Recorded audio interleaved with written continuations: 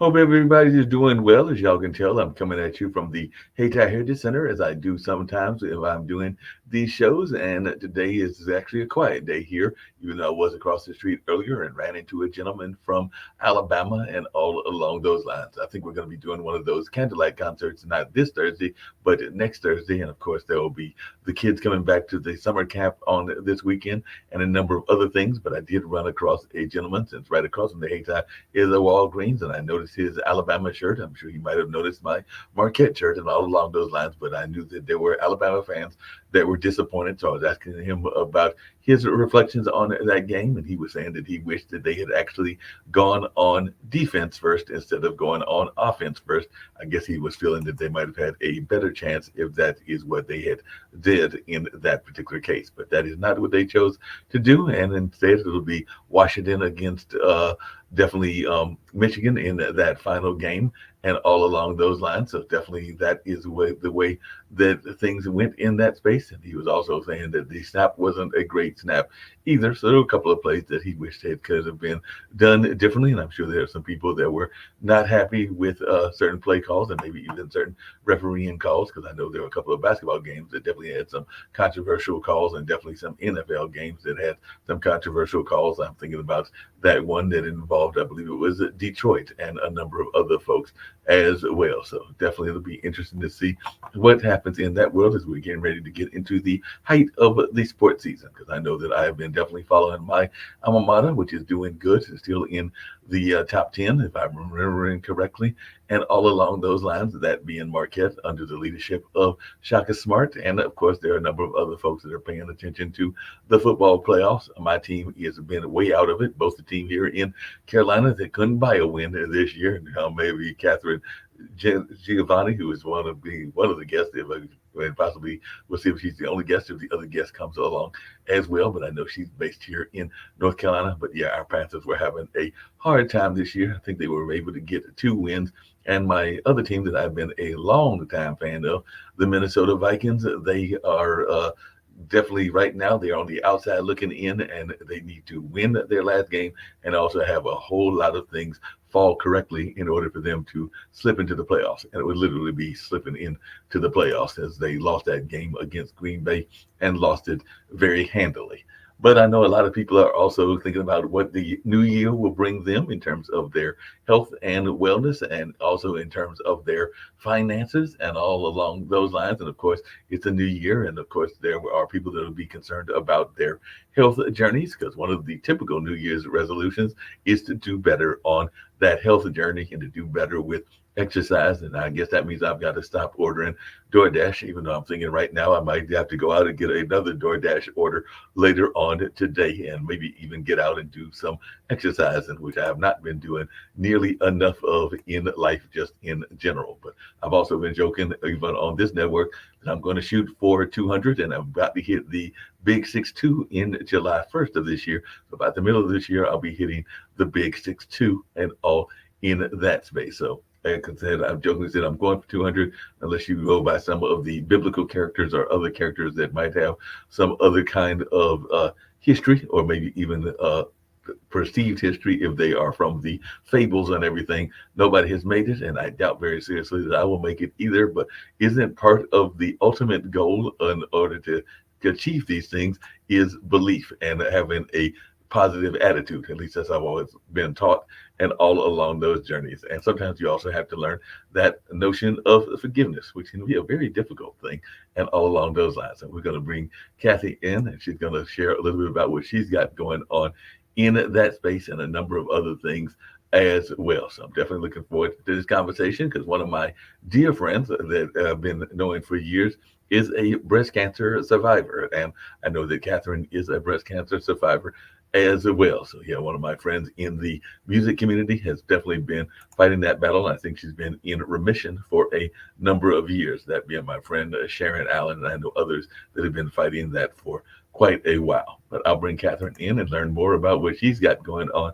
and just that whole notion of forgiveness, and also a little bit about her book, and also a little bit about what she went through. And as you say in your bios, and I know you've been on a number of great media outlets, including Nightline and Good Morning America, and of course being featured in the Time magazines and Forbes. But I did see that you are a proud breast cancer survivor, and like I said, I do know a few folks that have dealt with that, and it is definitely something that is something that I know you women are concerned about. But as I understand it, it isn't just strictly a women's ailment. There are men, then maybe not as many, but there are men that have breast cancer as well. So I wonder if you would just start off there, if you can share a little bit about that part of your journey, and then I definitely want to hear your thoughts around forgiveness, and I also want to learn more about your business as a concierge as well. Well, thank you for having me on, Mark. I appreciate it. Yeah, no doubt about it. So, was it at what point did you find out that you were involved in this, and is it part of what you do in terms of even discovering your own power? Because I do know some people then they are facing adversity, whatever that adversity is. That is oftentimes when they find their true calling and their true gift and everything. Or did you always knew that you were going to be a person that knew your power at a young age? I had glimpses of it. I grew up I had a dysfunctional childhood and, that kind of stuff. And so it kind of teaches you to be strong, so to Right. speak. And then it taught me to be angry Hmm. because, in the eighth grade, my parents got divorced and I was being bullied in school and I tried to commit suicide. So when I had a friend who pulled me out, as hopefully everybody does, but it turned me into this little angry ball of garbage. And I kind of stayed angry for a very, very long time. 3 years before my mother died, she got sober and we became really good friends. And then she died. And once she died, my brain snapped, and I thought, I can't continue my life angry. I'm sick all the time. My finances are horrible. I'm always whining and complaining. I'm getting every flu bug. So I decided to change my life and I started to forgive people. And it worked. I didn't really dive too heavily into it. It worked pretty well. I'm one of the founders of the independent concierge industry. So my intuition kind of guided me through, and I blazed trail, and then I got cancer. Wow. And one day, I am violently allergic to exercise. Hmm. When you see the word exercise in the dictionary, my name is usually not there. Okay. So it was very surprising when all of a sudden I had this gut feeling. We all get these gut feelings. I had this gut feeling that I needed to take up running, me, but I couldn't get it out of my head. So a friend of mine said, try the Couch to 5K running program. This was in 2011. Wow. So I did, started to run, didn't mind it, went from a size 14 down to an 8, and it was close to my birthday in May, and I knew something was wrong. The weight was coming off too fast. And sure enough, the day before my birthday, in 1990, I found a lump. Oh, wow. Went to the doctor, and it was very large, stage 3 triple positive breast cancer. And the surgeon said if I hadn't taken up running, I would be dead because it was in a very strange spot. So we can't, my advice is twofold when it comes to these kinds of things. First of all, don't that little bird on your shoulder ever, Mhm. because it has saved my life 3 times. Not that I'm counting particularly. And the other thing is we can't control what life throws at us. I can't control the fact that I got cancer, but I can Right. control how I get through it. And I was sick for 4 years with chemo and surgery and the whole thing. So they send you to chemo class. Right. True story. Yep. Chemo class. I'm in this tiny little room, very similar to the one you're in now. Mhm. And this nurse Ratchet sits at the front of the room, and all she tells you is negative stuff. You're going to get all of these horrible side effects, and you're going to have all these horrible things happen to you. And my brain just snapped. And I went up to the front of the class. I looked her right in the eye and I said, no, I'm not going to get all of that. She said, oh, honey, it was in Raleigh, North Mhm. Carolina. Oh, honey, you're going to get most of them. I said, no, I'm not. Fast forward a year, I was sick as a dog, lost my hair, the whole thing. But I didn't get all the side effects. I didn't get all the stuff that other people got. She came up to me and she said, "What are you eating?" I said, "Pardon?" She said, "What are you doing to stay as healthy as you are with all the horrible chemo you're getting?" I looked at her and I said, "You remember a year ago when I told you I wasn't going to get that sick?" Right.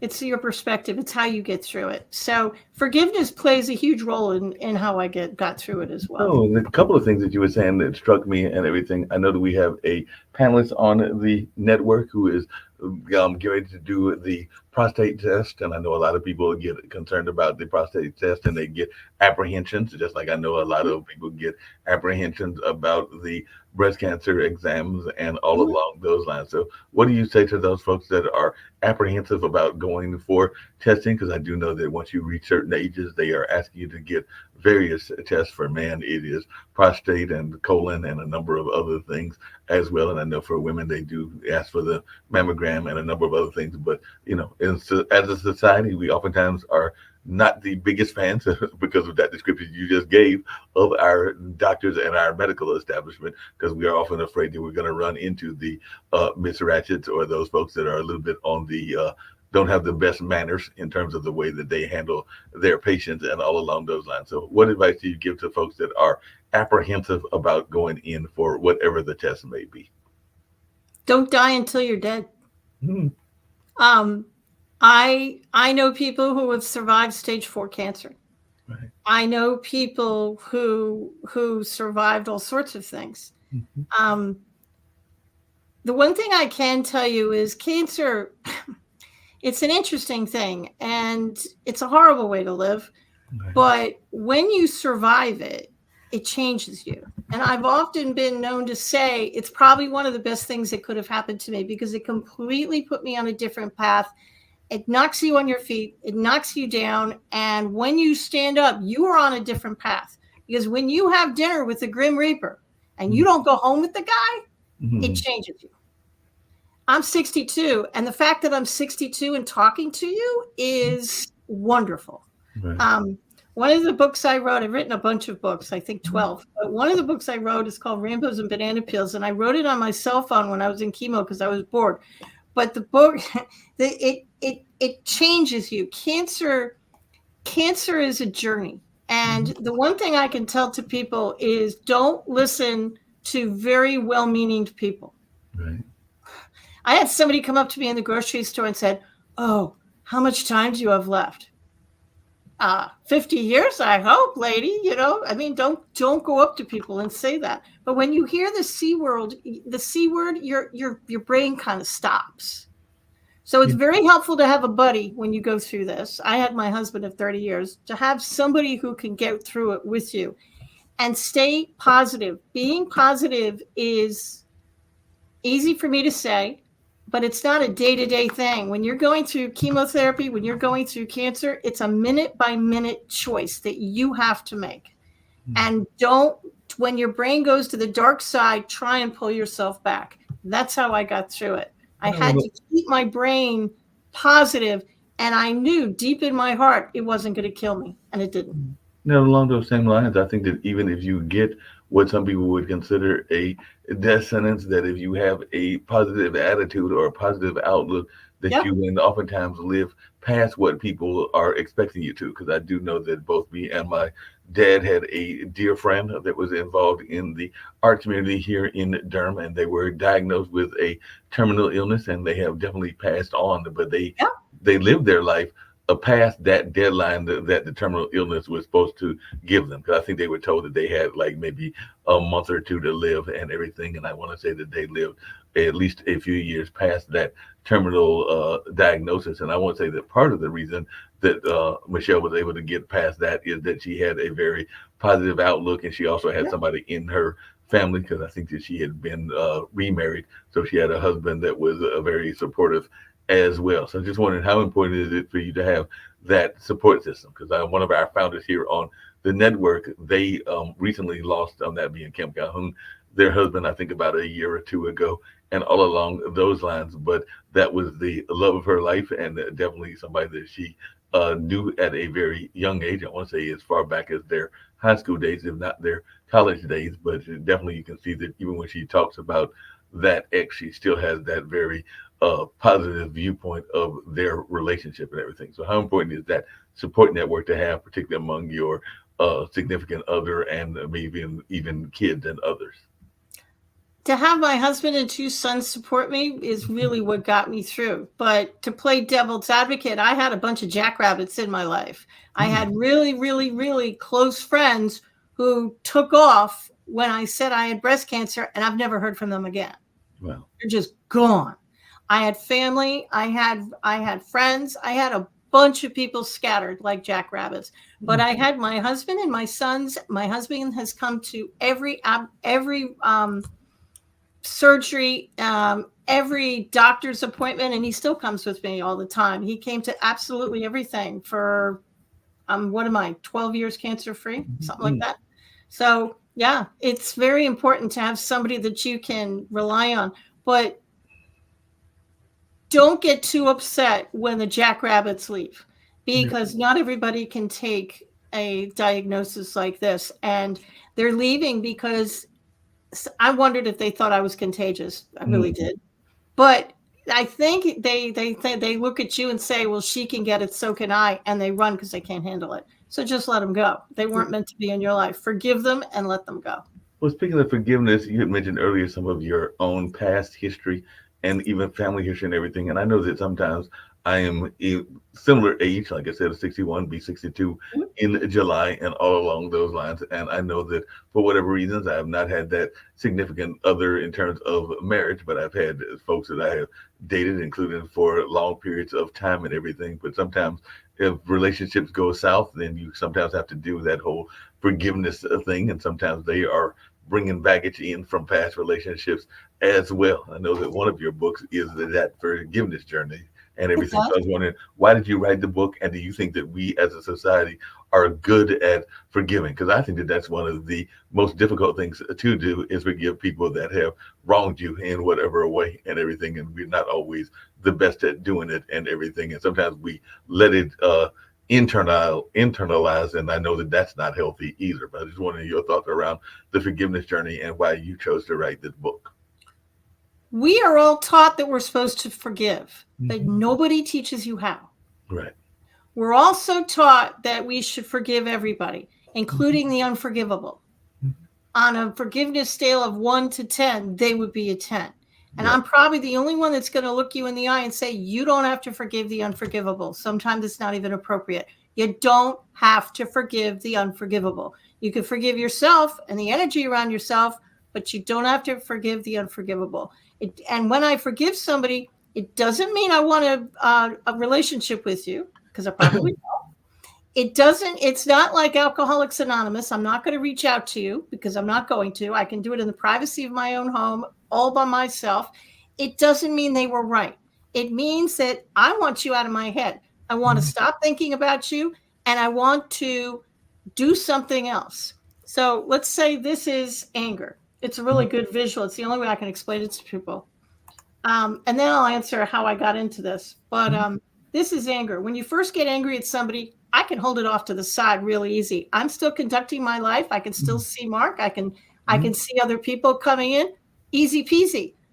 But I'm going to continue to hold it, and I'm going to continue to get angry, and I'm going to continue to put more anger inside this glass. So eventually my arm's going to start to hurt, and it's going to slowly come in front of me. I can still kind of see over the glass, but I'm still holding it, and I'm still getting angry because I'm not forgiving anybody. So now my arm hurts. So now I'm using both hands. So now my hands are kind of tied. So now I can't do anything. I literally can't conduct my life. And if I keep holding on to it, now I'm not going to see the significant other. I'm not going to see my dream job. I'm not going to see anything. So forgiveness literally gets people out of your head so you can put down that glass and you can conduct your life.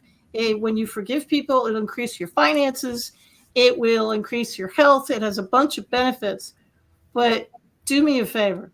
Start with the easy ones first. Get a list of 10 people, a list of, people you need to forgive.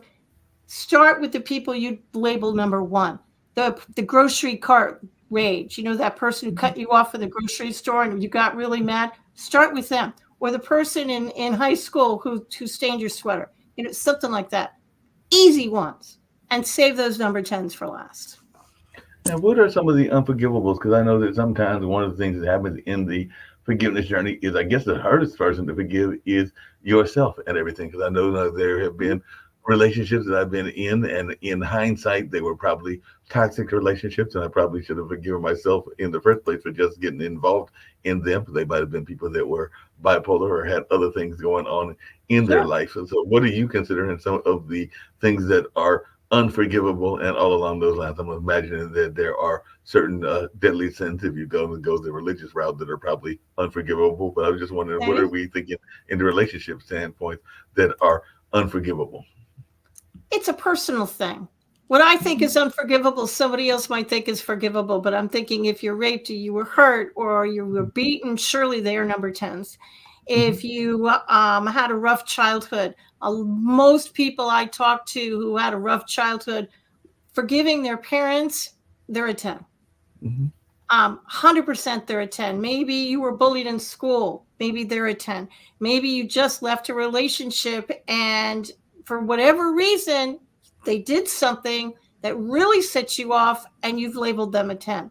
That's fine. Forgiveness is an onion. And some of those 10s, you might have to do some mental gymnastics. You might be able to get them down to an 8, and then maybe eventually down to a forgivable level. And some of them you won't be able to. you know, you can forgive yourself. Mhm. And here's other things that nobody else is going to tell. You can forgive people, places, and things. You Right. can forgive your childhood home. You Mhm. can forgive your childhood school. You can forgive. I forgave 1974. Why did I forgive 19? It was a horrible year. My parents got divorced, and I was getting bullied in school. I was in the 8th grade, and I almost committed suicide. So when I sat down and I started this forgiveness journey, I thought, I'm just going to forgive 1974 and everybody in it and the energy around it. I have a friend who forgave a little red wagon. She got her list together and she randomly wrote down a little red wagon, had no memory of the wagon, had no idea why she wrote it down, but she forgave that little red wagon because she thought, well, probably something from my childhood, and I guess I'm mad at the thing. So she forgave it. The thing about it is, when you get angry, you think that the anger goes out into the world, you're yelling at somebody, and that energy, which is neither created nor destroyed, that's what Einstein said, goes up into the clouds and disappears. Well, as you was just saying that, I'm Just thinking to myself that I might have to forgive the Little Red Wagon as well, because when I was in school, and I went to school here in North Carolina, meaning most of my, well, all of my schooling in terms of like pre-college education and everything was here in North Carolina. I mean, my parents did take me out and did homeschooling for about a year or two, but most of it was either in places like Greensboro. I think there was a little bit of schooling there. There was definitely schooling in Warrenton, where I grew up at, and everything along those lines. But I do remember having a professor that was literally their favorite expression. So if you did not, little red wagon. if you were the kid, did not bring in your paper, and you tried to give them an excuse, like, the dog ate it or something like that, their go-to expression was, "That's your little red wagon." So that was their go-to expression. So for that You reason, I probably had need to to forgive. forgive the little red wagon.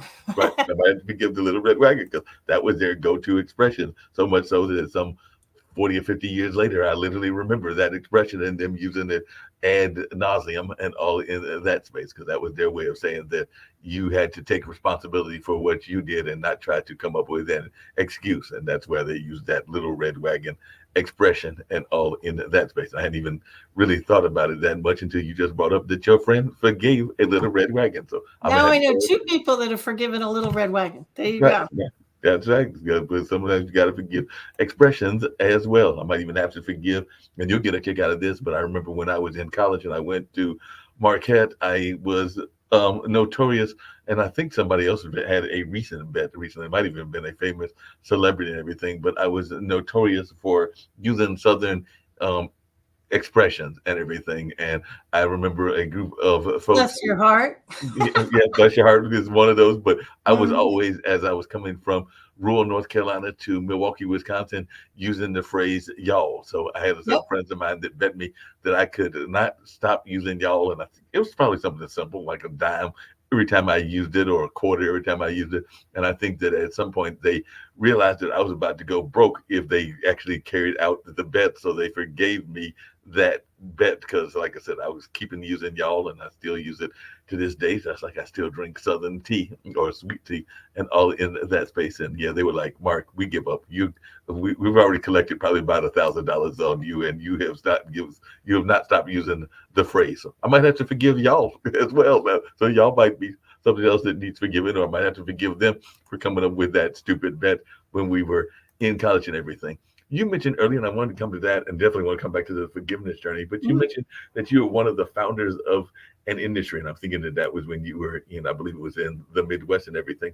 But during the pandemic, we saw a lot of people that got very excited about concierge work and all in that space because that was one of those jobs that people needed help in, and all in that kind of line. So I just wondered if you could share a little bit about the concierge work and your being a founder in that industry, because I do know I went on my first cruise ever actually with a friend of mine from Nevada, and I know that some of those people are also, I mean, the people that work on the cruise also as a side job may do some concierge work as well, because they sometimes come from countries that are very concierge oriented and everything. But I just wondered how you got into the industry, and if you can share a little bit about that, because the network is founded by two entrepreneurs, that being Nick Palbeda and Kim Calhoun. But I just wanted your thoughts around getting into that business. It'd be my pleasure. The only way I can explain how I got into it is to tell you the history. In 1998, the independent concierge industry really hadn't been born. If there were 20 concierge in the country, that might have been high. It was started by a few hotel concierge who thought, if this works for a hotel, I bet I can bring it to mainstream America. So they did.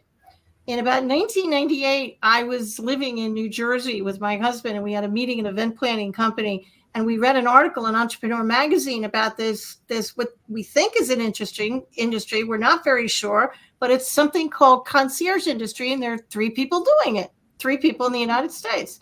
And I read the article and I thought, we're doing more concierge work than we are meeting planning, according to the details of this article. So along that time, I moved from New York down to North Carolina. We were living in Apex at the time. So we started up a concierge business. There were no books, no classes, no articles, nothing. It was like the ultimate of self-taught. So I figured out how to do it. It took me about a year.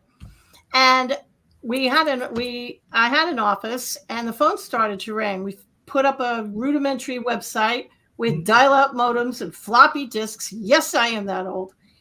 And the phone started to ring with people saying, could you help me figure out how much to charge? I kind of want to do this. And if they weren't in North Carolina, I saw no reason not to help them. So I did. And my husband came into my office one day and said, "What are you doing?" I said, "Well, I'm just kind of helping him." He said, "Why are you doing it for free?" That was a really good question. Why am I doing it for free? So I pivoted our business for the 3rd time, and we turned it into a concierge consulting company. Eventually, I discovered there was no associations for independent concierge. So being that I'm a big fan of pain, I started an independent concierge association. And that's how I became one of the founders. It went from 20 people to worldwide. I taught people how to offer 5-star customer service, staff all over the world. I retired from the industry last year, but that's kind of how it started. And I wrote several books about it. Now, speaking of that, and speaking of some of the various books that you wrote and all along those lines, you just brought up something that has come up on this show several times, and I'd love to hear your thoughts around this, which is that oftentimes if you are doing any kind of work as a consultant, there are a number of folks that like you to do the work and to give them the service for free. As a matter of fact, I just had a call not that long ago from a friend of mine. He calls it the brain drain, and he used to be an administrator at the Carolina Theater here in Durham, and he was actually one of the people that handled the rentals and all along those lines before he actually had a health emergency of his own. He actually has suffered, I think, multiple strokes and is a multiple stroke survivor and is doing quite well, Ray Pascal and all along those lines. But I was just wondering your thoughts around this notion of, even during the pandemic, we saw a lot of people that would be asked for their expertise and not always given the pay for their expertise. And I'm sure you even see that as a speaker and a trainer where folks are wanting the advice and don't necessarily want to give the rewards. And I mean, they definitely would get their plumbers paid, but they don't always want to pay their event planners or their concierge or a number of others. So what is your advice to those that are running into this idea of, you're doing it even at the age of 50 or 60 for the experience or this or that? There's always various reasons that they give you that they cannot afford to pay you and everything. So what advice do you give to folks that are in the entrepreneurship lane that are facing those folks that are nickel and diming them for whatever reasons?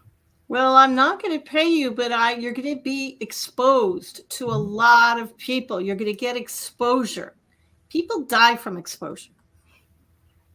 I have done a lot of gigs speaking wise for exposure, and it's never gotten me anything.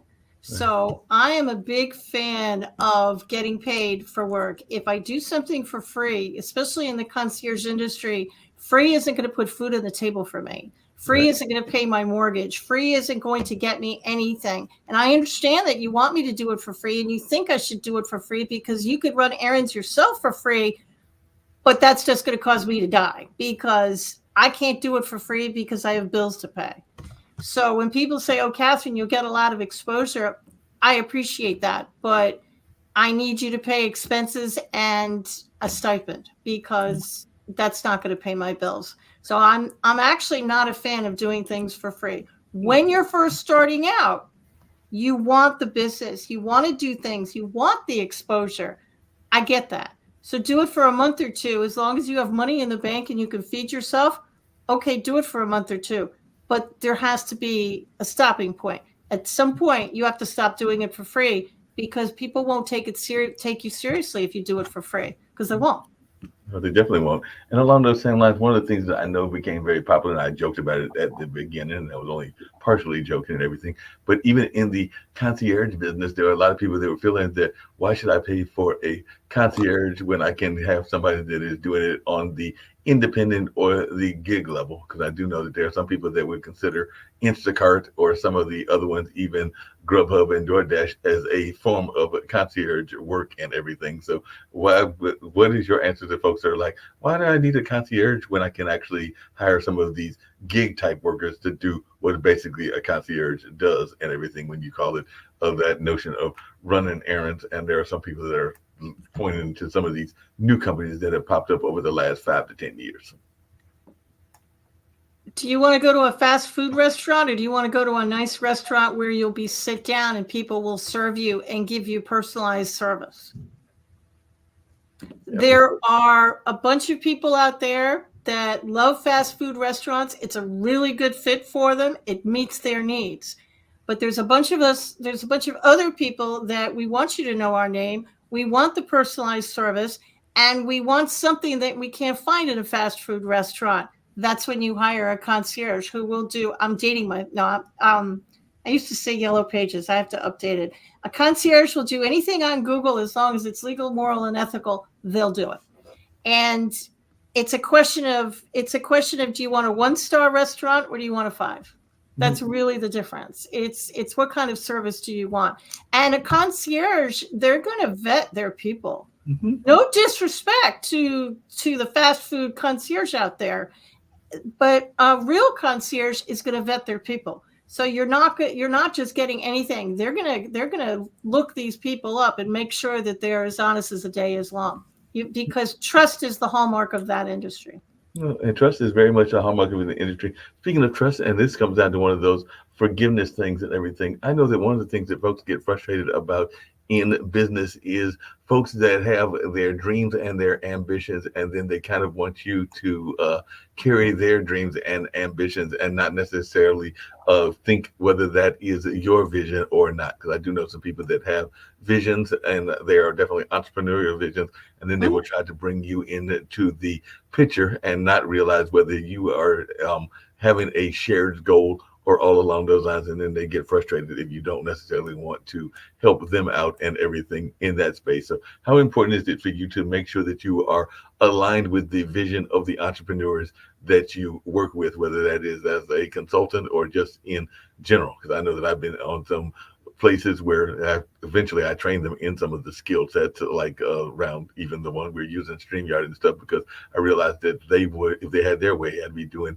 nothing but their work and not necessarily going in accomplishing my own goals and my own ambitions and everything. So how important is it to align with people that are of like-minded backgrounds?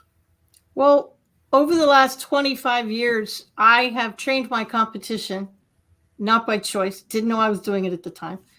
So I learned very quickly to trust the little bird on my shoulder. And I mean that with every fiber of my being. You know, you can be talking to somebody who looks good. They're in a 3-piece suit. Their resume looks good. And something just feels off. Right. Trust it. Because that's a little bird in your shoulder chirping at you saying, excuse me, you know, that kind of thing. So you have to trust your gut. And you have to have the mindset of, if it's not a good fit, walk away. Now, a concierge will never say no to you. We train that, but they'll say something, well, I can't provide that service for you. It would be my pleasure to find somebody who will. Give me 24 hours, give me a day, give me a week, and I'll circle back and I'll give you a list of people who can help you. So what's the craziest thing? I've done that many times in my life.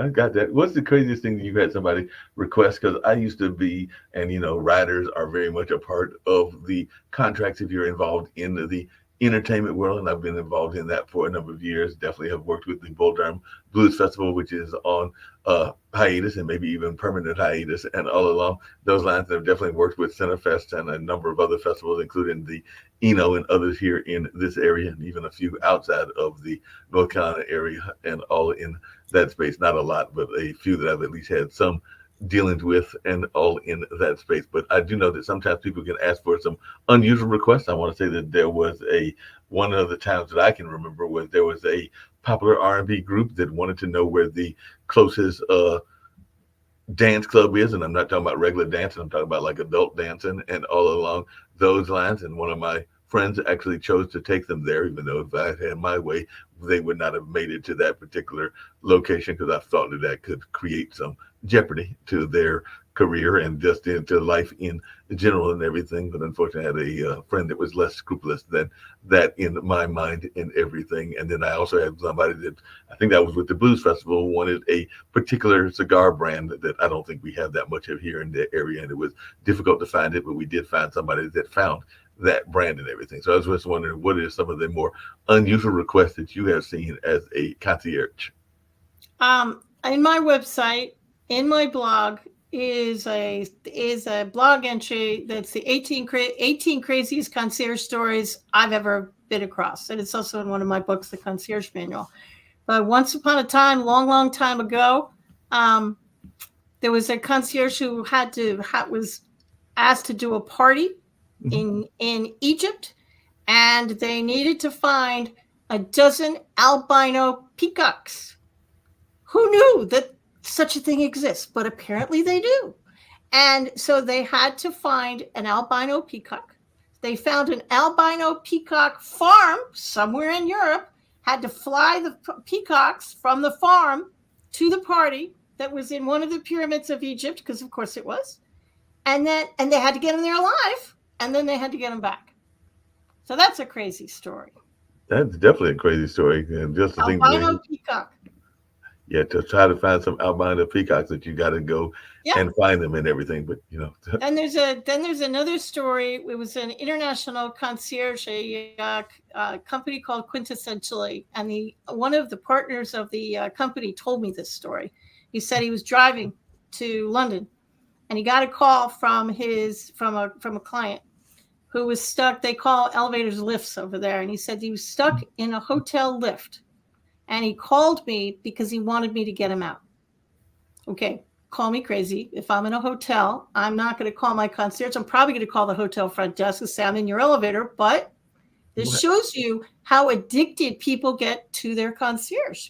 And that's what you want. You want them to have you on speed dial.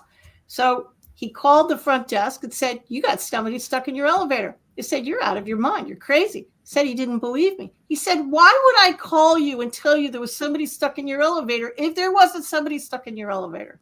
and everything worked out fine. But concierge are asked to do very, very crazy things. I had a friend in Philadelphia who got hired to take a gentleman's 90-something-year-old mom's dresses to the dry cleaner every week. Sounds benign. Yeah, it sounds fine, right? Well, the only way you can tell because when she took off her dress, she'd put it back up in the closet with all the other ones. So the only way she could figure out whether the dress was clean or dirty was to, wait for it, sniff it. And I looked at her and I said, please tell me you don't provide dress sniffing services. And she said, well, you got to do what you got to do. You got to do what you got to do. The craziest story that ever happened to me personally is not a concierge story, but I got a call and I was busy one day, and I usually answer Catherine Giovanni, all professional, but I was busy that day. I was writing. So I just answered the phone and I said, GOL Group, can I help you? This was about 20 years ago. She said, I'd like to interview you for a book that I'm writing. I said, okay, what's the book about? She said, well, I'm writing a book on how to start a concierge business, and my goal is to blow Catherine Giovanni's book out of the water. Wait a minute. So she called you in order to write a book that was going to actually usurp your book or do better than your book and everything? Did you know who she didn't know she was talking to me? To this day, I don't know how she got my number and how she didn't realize she was talking to me, because I didn't identify myself because I was busy. So I'm from New York. And, for a split second, you think to yourself, I could have some fun with this and I could play this out a little bit. But because I'm a concierge and I am who I am, I immediately said, it'd be my pleasure to grant you an interview. But sadly, you're speaking to Catherine Giovanni. Click. She hung up that phone so fast. We didn't have cell phones back then. We actually had real phones. You could actually hear it slamming into the cradle. And I looked for that book for about a year, and surprisingly, it never came out. It never I'm came out. not exactly shocked by that. That was the craziest thing that ever happened to me in my business career. It sounds like a crazy thing. You actually talking about the cell phone, and I was actually thinking about its invention and, of course, the invention of laptops and all along those lines and how prevalent they are. But yes, I do remember that. And speaking of forgiveness, sometimes you have to forgive people because they have differing beliefs and all along those lines and everything. And I remember, and sadly, she passed away of her own cancer battles and everything. And she was a very successful musician and everything, but a ex-girlfriend that was a college girlfriend, I literally remember rushing to the phone because, back in those old ice ages of the 80s, as you said, most of us didn't have cell phones and all along those lines, but we had a summer relationship, and it was a very nice relationship and a fun relationship. But she was a member of the JWs, the Jehovah's Witness, and I think she wrote me a nice little letter that basically said that the relationship would have to end unless I was willing to join the Kingdom Hall and join that particular denomination and that particular religion. And I was not feeling it at that time. Don't think I'd be feeling it at this time either and everything. So I just remember rushing downstairs to the common phone to basically call this young lady and basically be like, okay, that was fun, but no, that's not happening. So I'm not joining that particular church. So this relationship is ending and all in that space. So that was lots of love moving on, right?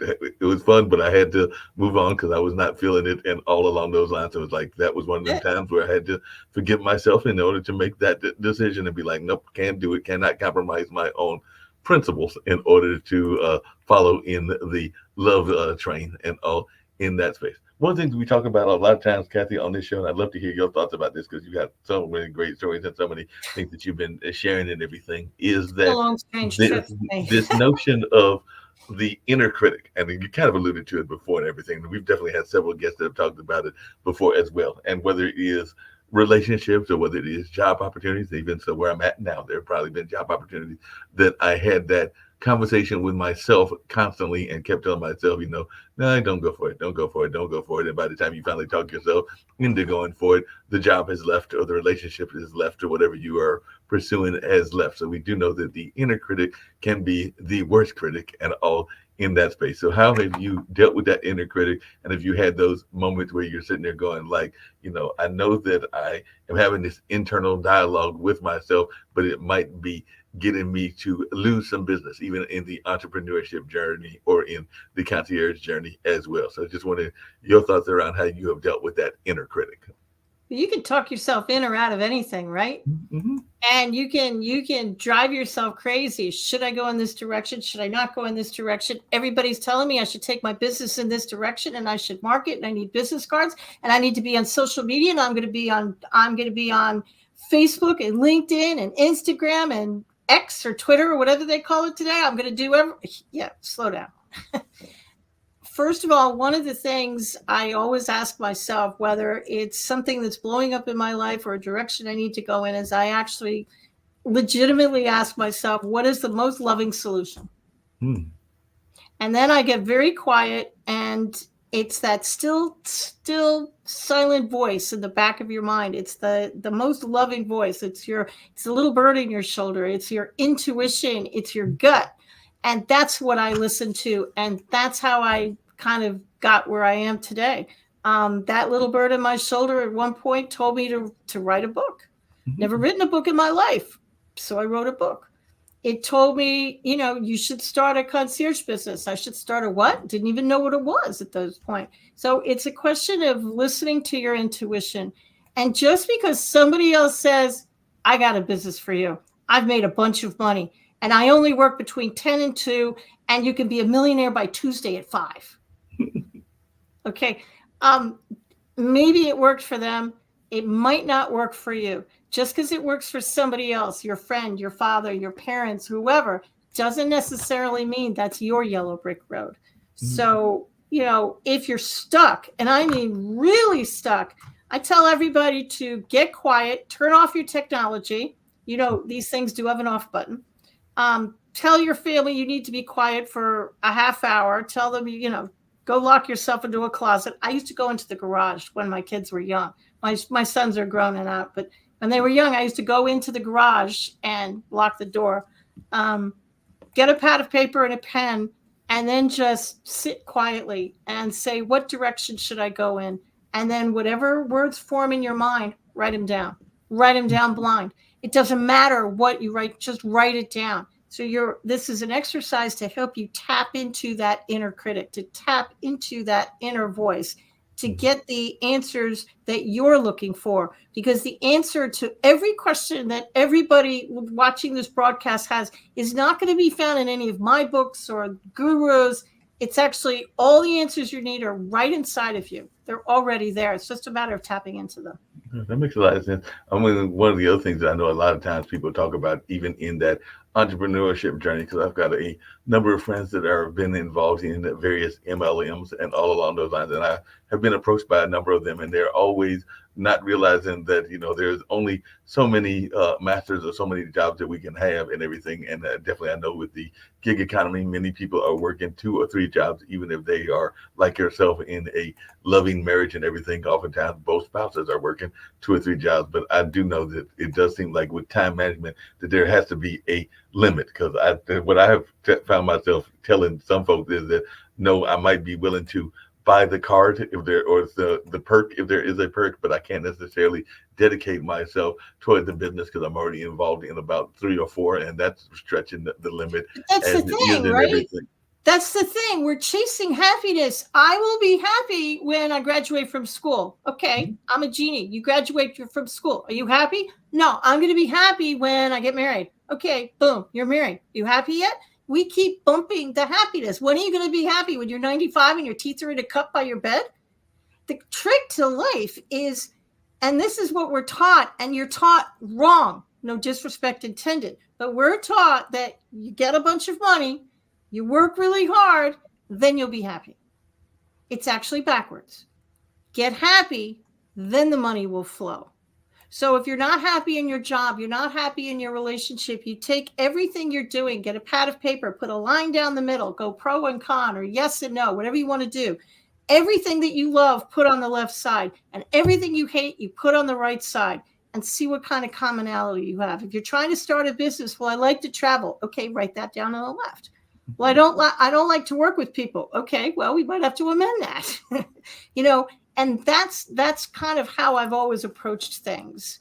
It's a question of what makes me happy. There's no reason you can't make money doing something that makes you happy.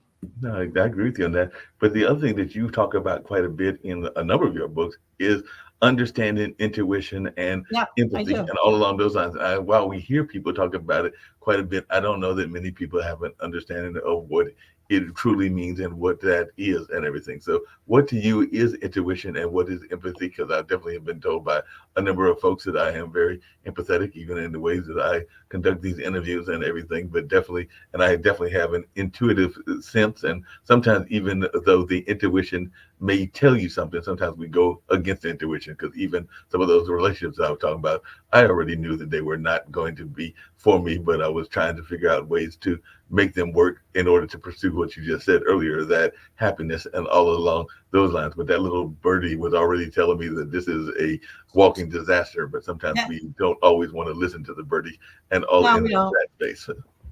When I don't listen to that little bird, that's when things go wonky, right? You're Mhm. very intuitive, and everybody's intuitive. Our intuition will talk to us in one of four ways. You'll see it, you'll hear it, you'll feel it, or you'll just know it. Right.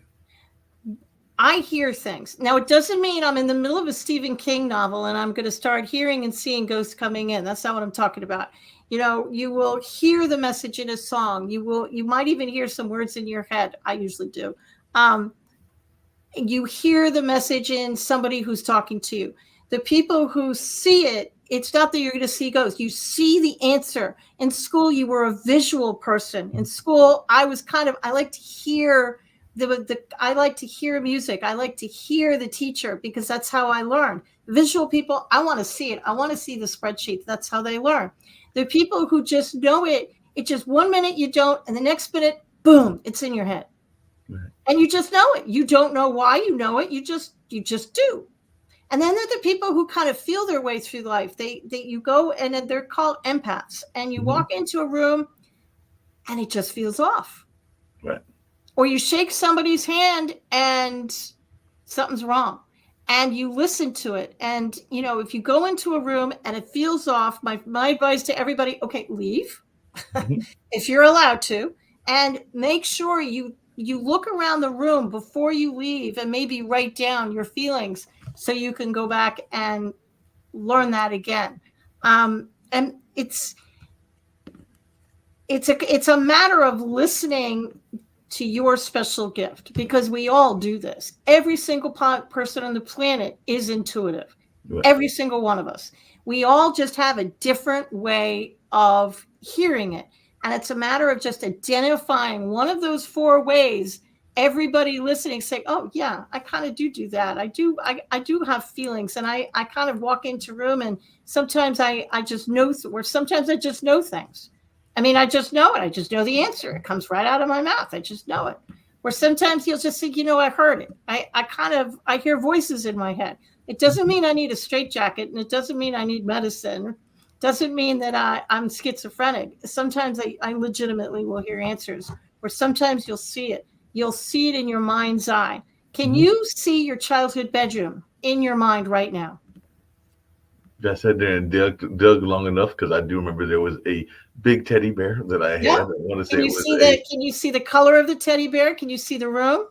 I can see some of that, because I remember one of the teddy bears was like a brown, I want to say it was like a dog-like figure, and it had big fluffy ears and all in that space. I do remember that was there. And I want to say that there was one of the rooms in the childhood had a bunk bed, and part of the reason of knowing that is because it was literally, remember, and it's a sad memory, but falling out of that bunk bed and literally landing on the floor, thumping myself on the floor, dusting myself off, realizing that I was all right, looked up at the bunk bed, and it was like, no, I'm not going back up there. So I ended up sleeping on that particular day, I think, on the floor, because I was not going to climb back up to possibly roll back over and hit that floor one more time.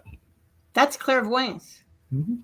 That means you're clairvoyant. That means you see the answer. You could see the answer in your mind's eye. You see it. You see it on the page. You see things that you read. But sometimes you can just see the images, and you can see the answer in your head. That's clairvoyance. When you hear things, that's clairaudient. It means you hear the answer. I might hear it in music. I might actually hear angels and stuff giving me guidance. And the empaths and the feeling, these are all what they used to call clairs. And everybody on the planet has one or more of them that they're good at. It's just a matter of waking up to the fact that you are special, and everybody is intuitive, and everybody can learn this. No, I agree. Yes, I wrote a book about it. So yeah, there you go. No, definitely. I know that's definitely more people can tap into, because I remember when I want to say it was my senior year of high school, you're talking about childhood memories and everything, going to a journalism camp and everything. And even to this day, and we were from 5 different states. I think that the furthest south might have been Georgia. So it's Georgia, South Carolina, North Carolina, I think that, Virginia, Maryland, DC area. So, and as soon as I stepped in that room, and ironically, that was the same year that my grandfather passed away and everything, and all along those lines. But as soon as I stepped in that room, I already had seen every last one of those faces and everything, because I had one of those visions that you're talking about. Because it's like, I had never met these people ever in my life, and there was a select few that I still hear from every blue moon and everything. But definitely, I just remember as soon as I stepped in that room, I had already known their face and knew who they were before I ever knew them personally, and everything, because I'd had a vision of them prior to that particular event. It's nothing to be scared of. A lot of people have these visions. Some people have them some people have them in life or death situations. A friend of mine was falling asleep at the wheel, and right before she was going to hit, this is a true story, right before she was going to hit the median, she heard the words, "Wake the hell up." Wow. And she woke up and turned the wheel, and it saved her life. Wow. The trick is to tap into that energy when you're not in a life and death situation. Definitely have to tap into that energy. Speaking of energy, one of the other things that happens a lot is, and you actually come from 2 areas, because I was actually going to teach you about this, but there are 2 areas that are very much stereotyped and everything, because you mentioned having spent some time in New York, and of course New York is seen as the rush, go kind of place, even though I have known some people that were for 30 years. Yeah, and I've known some people that were definitely not the harshness, and I'm saying that there are not all, some of those stereotypes aren't based on fact and everything, but they aren't as tough as New Yorkers are sometimes portrayed to be. Just like I know some people from the South, including North Carolina, that aren't as polite as people portray North Carolinians as being. So I was just wondering, what are some of those stereotypes? Because we want to talk about stereotypes. Both North Carolina and New York have some staunch stereotypes that you have had to deal with and that have surprised you about these 2 areas that you have chosen to call home, one that you grew up in and one that you are now living in now. So I just wondered, what are some of those stereotypes that have surprised you that you found to either be true, or, as I alluded to earlier, they're not always as true as they are perceived to be? New Yorkers are given a bad rap. They're called, it's rush, they're cold, and nobody wants to help each other, and that's actually very far from the truth. They are warm, they are friendly. Most of them will give you the shirt off their backs. In the South, I have found warm, friendly, approachable Southern hospitality, and I have seen people that I just wonder how they get through life. Right. And I have learned a few things. Here's the difference between a Northerner and a Southerner. I figured the North and the South out. I have not figured out the West or Europe, but I have figured the Northerners and Southerners. If a Northerner wants to say something wonky to you, they're going to do it at the beginning of the sentence. So they're going to look at you and they're going to say, "With all due respect," and then they're going to verbally punch your lights out. So if you hear somebody from New York or New Jersey saying, "With all due respect," brace yourself, because you're about to be hit between the eyes with something. Right. A Southerner will put it at the end of the sentence because they don't want to hurt your feelings, and they're very hospitable. So they'll put it at the end of the sentence. So they're going to small talk you for a long time. They're going to want to sit on things. They don't want to make a decision right away, most of them. And then they're going to put their thing on the end of the sentence. So they're going to say something to you like, "Your baby's as ugly as a stump, bless his little heart." So if you hear a "bless your heart," try really hard to think about what was at the beginning of that sentence. Right. But Southerners are warm, friendly, and approachable, and so are New Yorkers. It's a question of, when I go to a city, I expect to meet warm, and I know this sounds weird, but I expect to meet warm, friendly, and approachable people, and that's usually how it plays out. I expect to meet nice people. Every once in a while, I get, you get hit by things, but most of the time, I meet really, really sweet people. Speaking of getting hit by things and everything, you had talked about it earlier in one of the shows that we do every Sunday. I actually do it with, well, they are the host of it, Stephanie Hockenhall, who was in Kansas, and her son, Gene Francis, if I'm remembering Gene Williams, if I'm remembering his name correctly and everything. But it's a show around bullying called Where Is the Love? And all along those lines. Yeah. But definitely that being said and everything, one of the things that I know that you talk about in some of your talks is this notion of forgiveness and whether you have to forgive the person face to face. And I do know that in their case, they have been bullied in relationships, they've been bullied in workplaces, they've been bullied in a number of varying environments. They were even talking about how bullying can happen in the church. And I do know that that is for real as well. So I was just wondering, is that something that folks should try to forgive people if they're going to forgive them face to face? And do you have to tell folks why you are forgiving them and all along those lines? Or can you just do it in the quiet of your own home and let them not even know whether you've forgiven them or not? Or is it better to do it in a public landscape? The way I approach forgiveness, especially in the book, is this is not Alcoholics Anonymous, so you don't have to reach out to people. You don't have to talk to them. You don't have to call them. Forgiveness is very personal and very selfish. You do it for you. You don't do it for them. It doesn't mean they were right. And just because I forgive you doesn't mean I want a relationship with you. I probably don't. I probably don't even want to talk to you.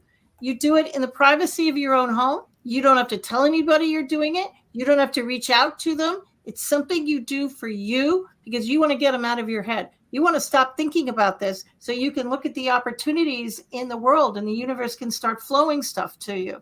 You want to get this stuff out of your head and out of your energy field. Because when you get angry, it kind of sticks around in your energy field. So if you get angry enough over enough years and you don't forgive people, you're kind of walking around in a gray cloud.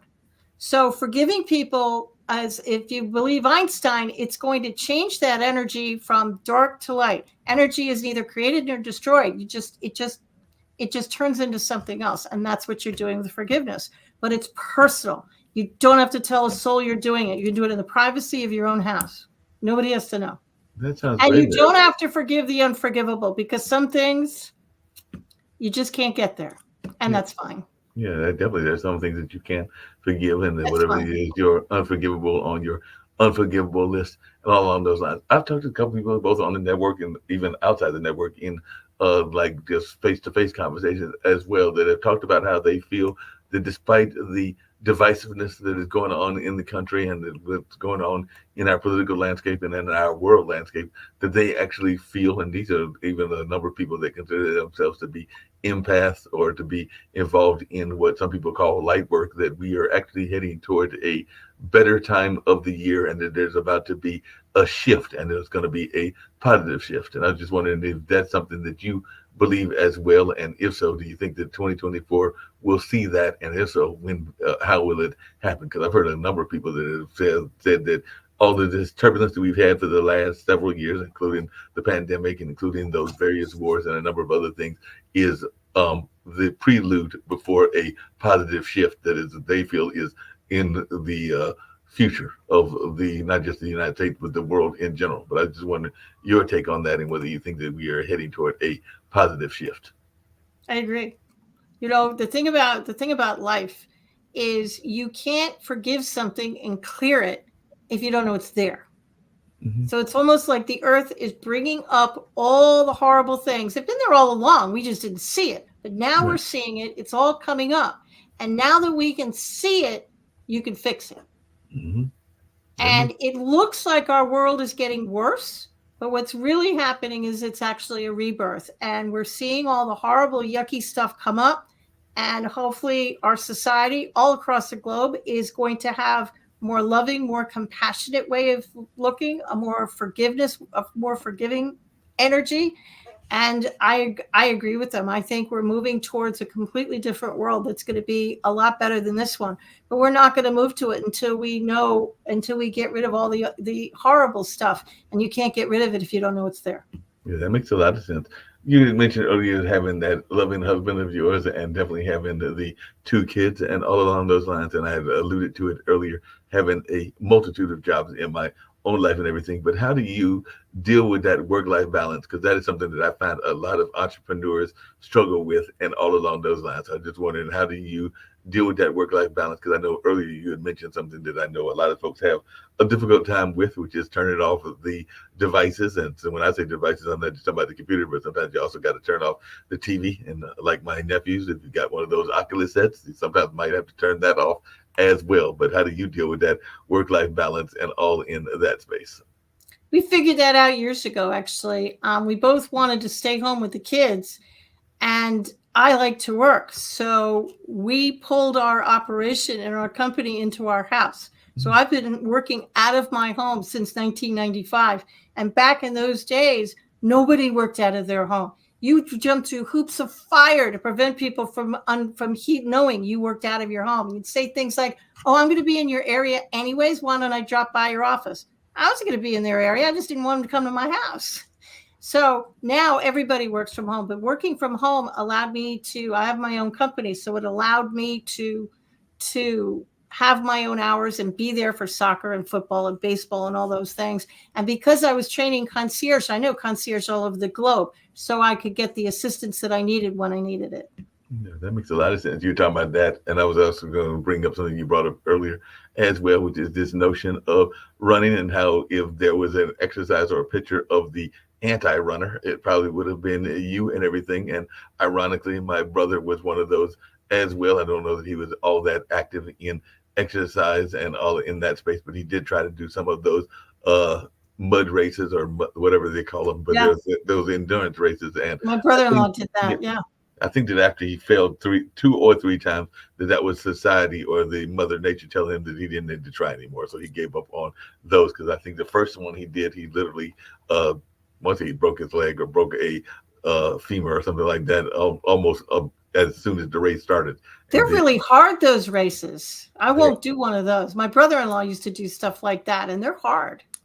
yeah, they're very hard. And like I said, I think Mother Nature was telling him not to run in those, because I think it was the second or maybe it was the third one. And I don't think he's attempted it since. He's got some other hobbies like riding those Polaris slingshots, and definitely using those to do other things that are very much his way of relieving and exercising kind of like whatever tensions are and everything. So what are some of the things that you do? Because I know that I sometimes will do puzzle games and everything in order to alleviate whatever stress may be going on in life. But what is your go-to activity to alleviate stress, whether it is stress from work or stress from family or just stress in general? Because I know that I have used to play Word with friends, and now I'm doing one of those puzzles that has to do with shapes and trying to get the keys that then solve one of those kind of like detective mysteries, or kind of like a logic puzzle. Matter of fact, I think that's the name of the game, is logic puzzle or something like that. But yeah, I've been finding those. But what is your go-to way of relieving stress? Music and walking. I'm a big fan of music. In fact, the only way I can write is if I'm listening to very loud music. It used to drive my parents crazy, but it's the only way I can actually focus. And I'm a big fan of walking. So if I'm really stressed out, I usually peace out and I'll go take a walk just to clear my head.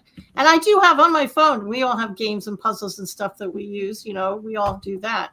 But I'm a big fan of walking, and I'm a big fan of music. It's just the music, it kind of clears my head. Yeah, that makes a lot of sense. Definitely gotta have the head cleared and get those things going in that space as well. And I used to do that. There's a pond not that far from Duke that I used to walk a few times, and then I stopped getting into that habit. So I need to get back into it again, and all along those lines, because I got out of the positive habits and everything. So Big dish of ice cream also is I'm a big fan of. Yes, don't email me that I know it's bad for me. Yeah, I know it's bad for me, but if you have a really bad day, I haven't had a drink since 1990, so I don't do that. But a big bowl of ice cream, little chocolate sauce, I'm a fan. It sounds like you're a good fan of that and everything. I mentioned earlier, it's the beginning of the new year, and I've not always one to do New Year's resolutions, because I sometimes think that we set ourselves up for failure by setting them up as resolutions and everything. But I'm just wondering, what is some of the New Year's goals? Because I think New Year's goals is different than a resolution. Because I think that if you set a resolution, you're already creating this expectation that might be beyond reasonableness and all in that space. But whereas if you set it as a more manageable kind of like thing, like I want to do it by year's end or within the year, then it might be easier than saying that, I'm going to lose 5 pounds in the next week, or I'm going to lose 10 pounds. I'm going to find the love of my life within 2 weeks and everything. Those sometimes seem like they might be unrealistic expectations. Whereas if you set them as goals that you're hoping to accomplish within a longer time frame, it just seems more reasonable to me and everything. But I just wondered, is that a similar philosophy that you have, and if you have any set for 2024? I don't do New Year's resolutions, and I don't do goals. I do feelings. I do New Year's feelings. So if you want to make $10,000 this year by June 5th, I will turn that goal into a feeling. Okay. When I earn $10,000 by June 15th, it's going to make me feel how. And then I'll write that down. And then instead of reciting that stupid phrase every day over your coffee, I'll look at the phrase and I'll think about how I'm going to feel. I'm not going to recite the phrase. I'm just going to put myself into feeling mode and saying, if I have $10,000, how is it making me feel? What's going to make me feel happy? It's going to make me feel good. So I'm going to sit and try and get into a happy space while I'm thinking about that resolution. So I do New Year's feelings. I don't do New Year's words. New Year's feelings sounds like a great way to do things along those lines. I know a lot of people this past New Year's were rushing down as society has opened up again to go see the acorn drop, where I understand there was an egg that was dropped in Nashville, North Carolina, that is. And I think there was a pickle drop in Mount Olive. So I was wondering, is that what you and your husband did, or were y'all one of those folks that was doing either a watch service or doing the kind of like relaxing at home? Because I know I brought it in, literally watching, I think, our local affiliate and them showing the dropping of the acorn, and also calling mom, because I do think it is important to have that connection to family members as well, particularly if you have a loving family. And I know not everybody has the same kind of loving family that I had, and all in that space. But if you've got a good relationship, it's always good to stay in touch with them if you've got that loving relationship. Now, if you don't have the loving relationship, that's a whole nother matter and everything. But I was just wondering what y'all did for the New Year's, and how important do you think it is to be connected to one family, and also being connected to what some people call the ancestors? Well, usually we don't drink, so we usually stay home. Most of my family has passed, sadly, but we will call the family that's still alive on both sides. And we will certainly call our sons, but we usually stay home. Sometimes the sons will come home and be with us. More often than not, I'm asleep by 12:04. I mean, I will try and manage to stay up until 12, and then I peace out. Like at 12:04, I'm like, okay, bye. It's like the New Year started. I'm going to sleep now. It's time, time to go to sleep and everything. Yeah. What advice did you give to your children that you think you wish more people would give to their kids as well? Because like I said, I don't have any kids of my own, but I do have my two nephews that are turning 40. Well, they were born 2008 and 2009, so they're about to turn 15 and 16 in August of this year and everything. So they're definitely both teenagers, and I just recently learned from my brother and everything. It's just the two of us that I now know what their careers are, because I think that the oldest one is thinking about being a architect, and I think the younger one is thinking about either being a lawyer or a biologist, which is good for them. Yep. It's two different careers, lawyer and biologist. That's on two opposite sides there. It's two opposite, and I'm not sure where the lawyer is coming from, because I don't know that he has any lawyers in the family. His grandfather or his great-grandfather, because it was my grandfather, but his great-grandfather was a biologist. The building at North Carolina Central University, the biology building, is actually named after my grandfather, his great-grandfather. And I know that my dad, his granddad is also very much into science and biology, even though he's known more in this area as an artist and all in that space. And he had that happen as a second or maybe even a third career, because he was also an activist and was also involved in radio and a number of other things before becoming an artist over the last, I'd say, but him and Linda have been together for 25 years. So at least probably almost a quarter of a century, if not longer, that he's been doing the artwork. But he's definitely been an active artist for probably the last 10 or 15 and all in that way. But I was just wondering, you know, it's just interesting hearing their advice from other people. So what advice did you give to your kids and everything? Well, one thing we did is we had a family dinner. We sat down as a family and ate dinner almost every night. And I would ask the boys, what is the best question you asked today? Because I didn't want to say, what was your favorite lunch? What did you do? Nothing. I mean, you're trying to elicit something. And inevitably something would come out, and I would tell them, what is the most loving answer you can come up with? You know, if they were having a fight with something, well, what's the most loving way you can get out of this mess? Tell me that. And the other thing I tried to do is just let them be their authentic self. You know, I tried not to mold them into the image that I wanted them to be. I tried to allow them to be whoever it was they were going to be. And my oldest son is a federal law enforcement officer, works for Homeland Security up in Washington. And my other son is a video editor. So they turned out pretty well. It'd be nice if they gave me some grandkids at some point, but you know, we can't have everything. Well, like, and that could happen late because my brother actually gave my parents their only grandkids when they when he was in his late 30s, early 40s, because he is now in his mid 50s or about to be. I joke with him that this is the year that he will turn the speed limit. So he'll turn 55 in October and all along those lines. Good for him.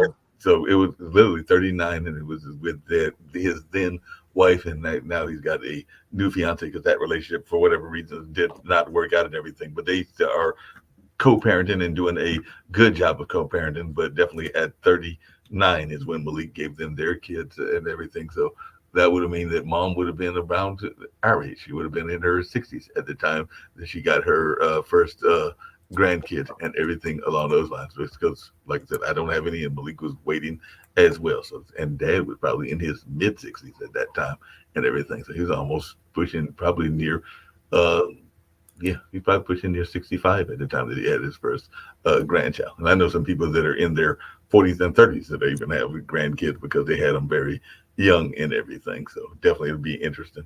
But my mother used to reverse her age. So, you know, I'm 62. So she'd say, well, I'm, 26. Yeah. I always thought that was pretty funny. No, well, my mom actually had 88. She couldn't reverse it anymore. So there's that. My mom had something that was similar. My mom used to joke when she was, I want to say when she was in her 50s, and maybe when she was in her 60s, but I'm pretty sure when she was in her 50s that she was going to start counting backwards. So if that was the case, by now she would be in her 20s because she just recently turned 80. Well, last year she turned 81 and everything. So if she was going by that, 50 to 81 would be 31. So 50 minus 31, she'd be 19 now. So yeah, she's definitely. Here's some advice for anybody who's turning 30, 40, 50, 60, and you're all freaked out about it. What I used to do is 30 killed me, and then nothing ever bothered me because I figured it out. When I turned 39, I used to tell people, well, I'm going to be 40 next year. So technically I was telling people I was going to be 40 for 2 years in a row. So by the time I actually got to 40, I was used to saying it. And I've been doing that ever since. Hey, that sounds like when I turned 60, I'd say, well, I'll be 60 next year. So by the time I got there, it still kind of stuck on me, but I was more used to it than I would have been. So since this year will be 62, you're saying that I should tell everybody that I'll be turning 65 next year, so that by the time 65 actually gets here, then it will be less painful and everything. I only do that for decades, but you could do it for 65. Sure, you could. Absolutely. Because you do it for 2 years in a row, then it's not as painful.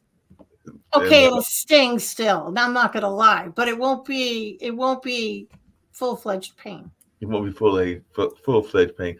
Did you ever regret not having a girl? Because I do know that there's some people that had all girls or all boys, and that they wish they had the opposite gender. And I know others that were like, no, I didn't want somebody that was the same gender as myself and everything. So I was just wondering, I'm grateful for what I got, to be honest. And I will get my girl eventually. Somebody else has raised her.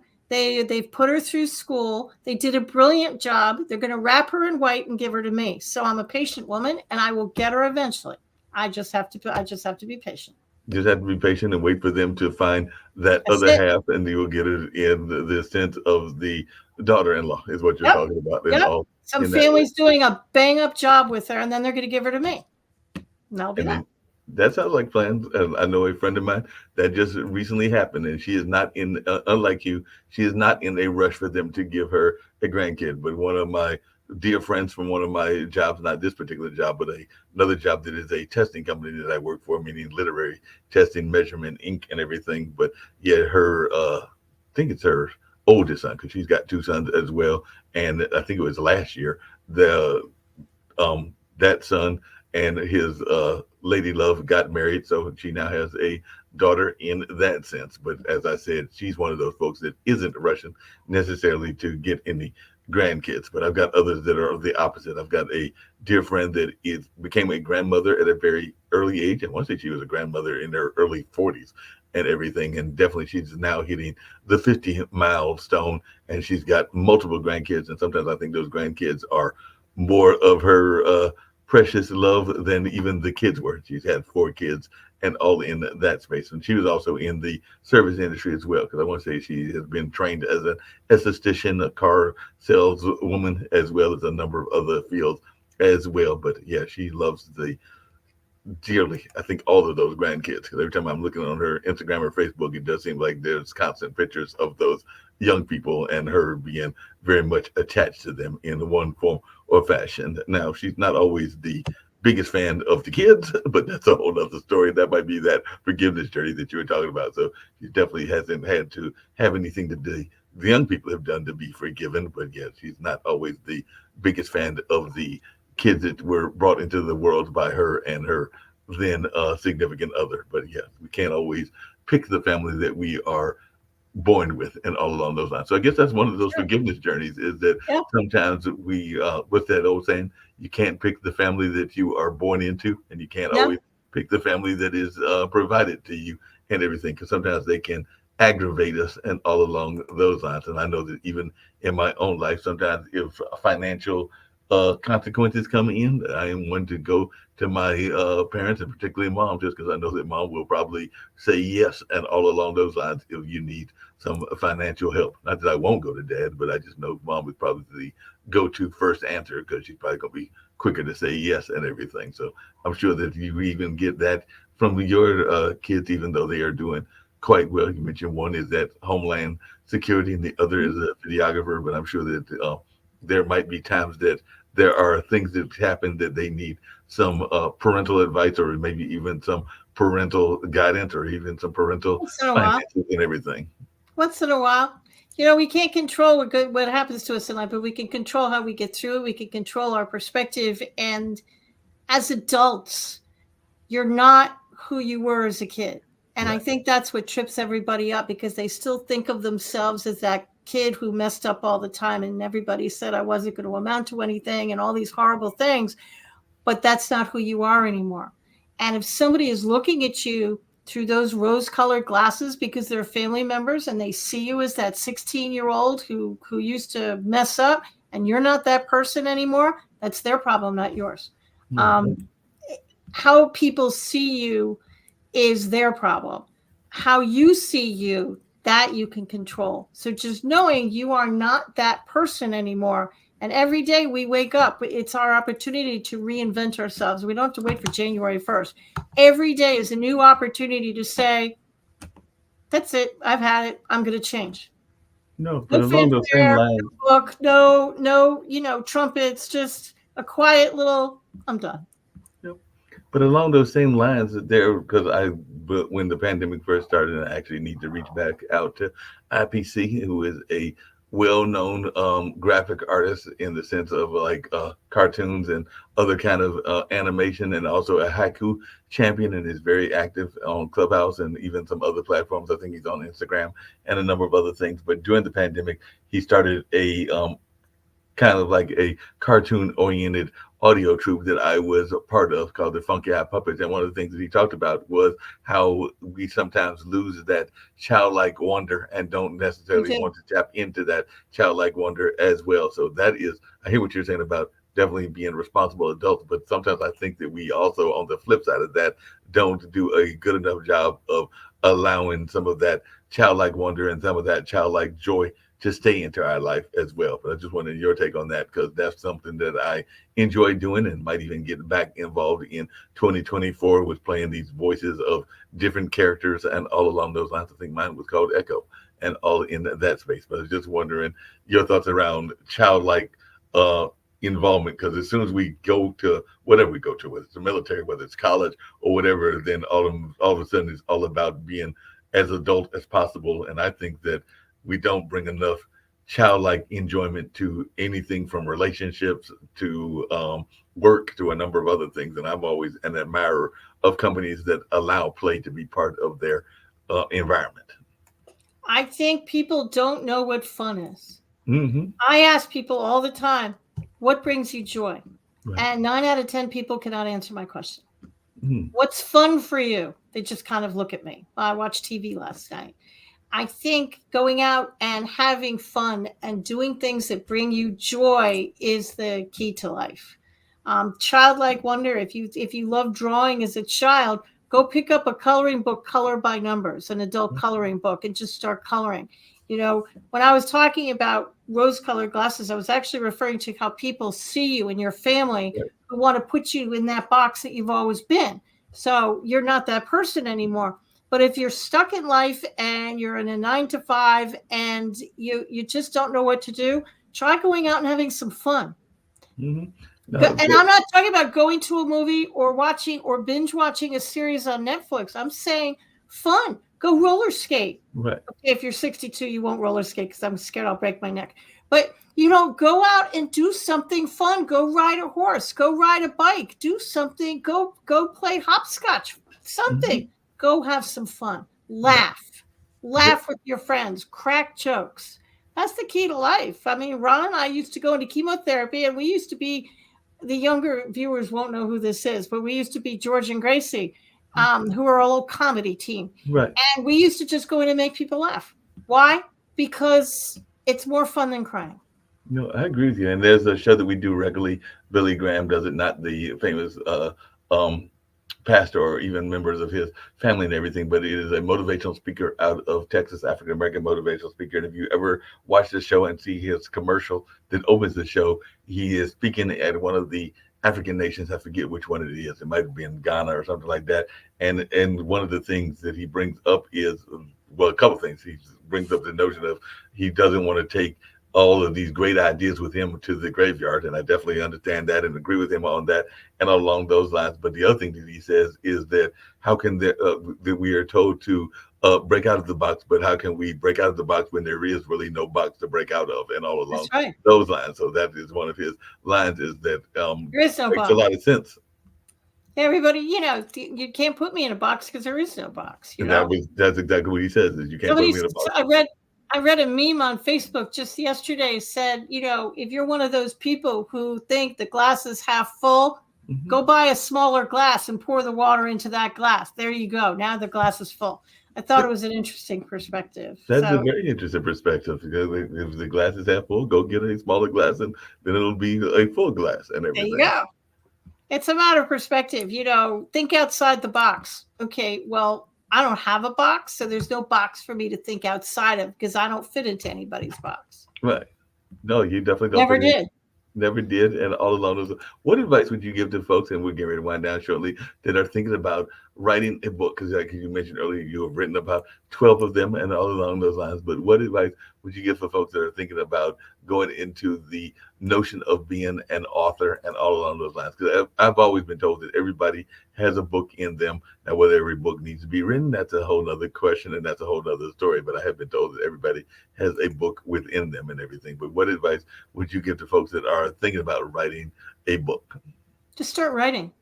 One of the mistakes that people make when they think about writing a book is they think, okay, I have to come up with the title. Then I have to write the chapter 1, chapter 2, chapter 3. And that's actually not true. I really did write one of my books in chemotherapy on my phone. And what I did is, when I thought of something, I'd write it down. So I didn't know if that was chapter 1. I didn't know if it was chapter 10. So just get on your computer and just start writing. Mm-hmm. And just start writing. If you're writing a memoir about your life, you don't have to start with your childhood. Start with whatever floats into your head. Once, 3, 6 months, a year goes on, and you have enough files on your computer, okay, now you can put them in order. Now you can say, okay, well, this one should be here, and that one should be here, and that's when you can find a title for the book. So just start writing. Don't put yourself in a box and pigeonhole. Just start writing. Yeah, that makes a lot of sense. Would it be something similar to just go ahead and do it? Because one of the things I know a lot of people are interested in is something else that we've talked about here on this show and everything that you have been part of, which is entrepreneurship. And I know that everybody thinks that they've got the next great business idea. Now, I do get frustrated when I see people that have these great ideas and don't necessarily follow some of the basic principles that you need to have, which is like a business plan and some of the other stuff. But hey, I've also seen some businesses that were successful that were, as you just put it, out of the box, and they might not have had the business plan or even the total staff until actually the business was up and running and everything. Because literally, I don't think I mentioned this to you, but I did mention at the beginning that my parents started a radio station, and they started it when I was the year of the independence. So 1976 is when the station came on the air, and it was on till roughly 87 or 88, so about 11 or 12 years.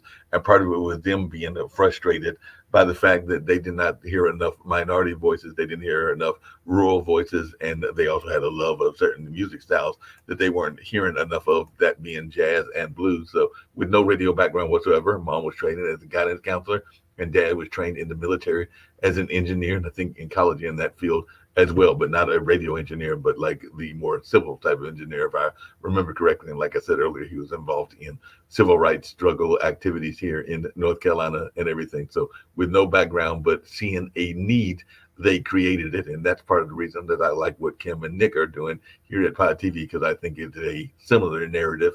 Some 76 to 2006, some close to 50 years later, with similar mindset and everything, even though it's closer to like 45 years later and everything, but still a similar mindset and all along those lines. So I was like, I can definitely relate to it and want to get involved, because it sounds like what the parents, who fortunately are still living, were doing when they created that station in 76. So definitely one thing I think you have to do is have a vision. But what advice would you give to entrepreneurs?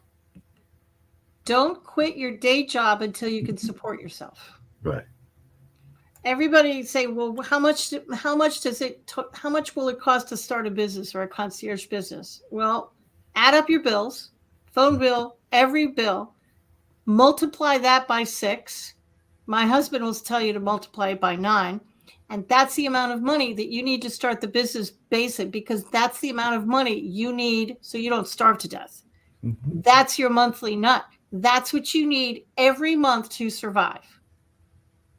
And if it means that you have to work part-time while you're getting the business, or you do the business at night and on weekends, you'll be the busiest person on the planet, but you're not going to starve to death, and you'll have a roof over your head.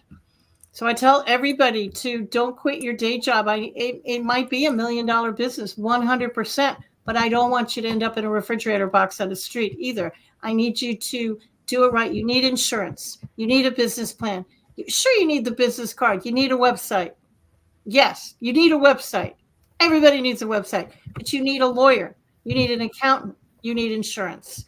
You need to have enough money in the bank so you don't starve to death. That's my advice to everybody who's starting a business. And I'm not trying to talk anybody out of a dream, but I also don't want you to die.